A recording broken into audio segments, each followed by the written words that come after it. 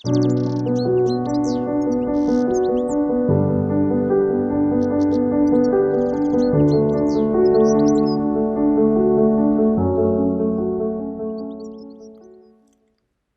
to another myForest tutorial. In this video, you'll learn what data layers are and how to use them in myForest.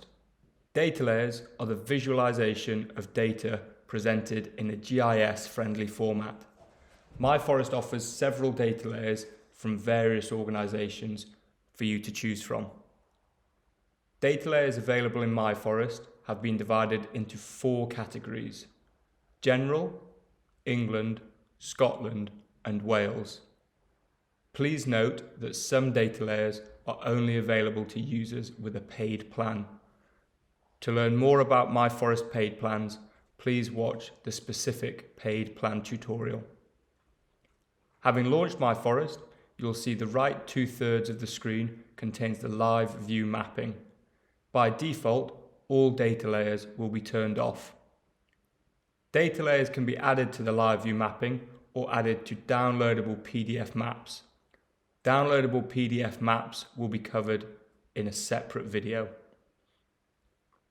To add data layers to your live view mapping, select the Data Layers drop-down found in the top of your screen. This will provide a drop-down menu with 4 tabs. Moving through each tab, you are able to select data layers from the previously mentioned categories. To turn data layers on or off, simply click the radio button associated with that data layer. The data layer will appear on your live view mapping. Hovering over the data layer will provide you with a pop-up containing more information about that specific data layer.